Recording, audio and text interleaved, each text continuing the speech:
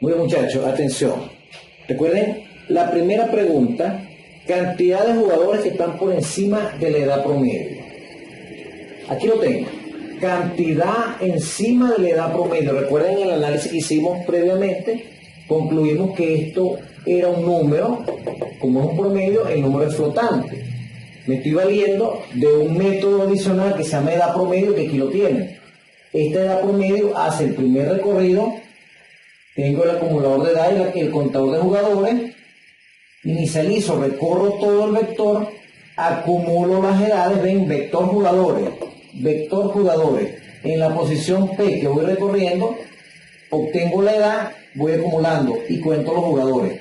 Cuando termino el recorrido, retorno, convierto el entero a float para que me dé con decimales, acumulador entre contador, y ahí tenemos la edad promedio. Esa edad promedio la guardamos en la variable EP, que sería edad promedio.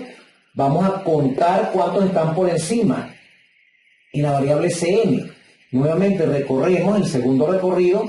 Entonces, si el vector en la posición P obtengo la edad es mayor que la edad promedio que calculé acá, cuento, incremento ese contador. Al final retorno la cantidad de jugadores que están encima del promedio.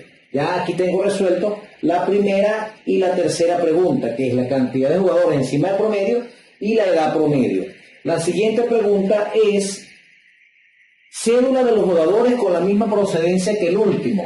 Recuerden que vimos que la última procedencia es 4, entonces las cédulas son 222 y 888. En ese caso, el resultado es un vector que me guarda enteros, porque yo necesito retornar la cédula. ¿Qué me va a retornar? Enteros. Entonces, es un vector de enteros y se llama cédula iguales al último jugador.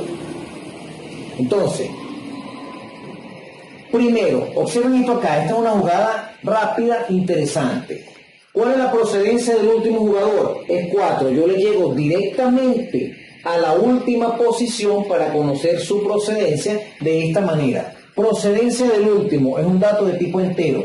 Me voy al vector de jugadores. En la posición tamaño del vector me va a decir 5. Pero recuerden que esta es la posición 4 porque comenzamos en 0. Entonces, sería vector de jugadores en la posición 5 menos 1 y le llego a la última posición. Si esto tuviera 50 estudiantes, la última posición sería la 49 y aquí me diría 50 menos 1, 49. ¿Qué estoy haciendo? En la posición última, get procedencia. Y acá estoy guardando el número 4.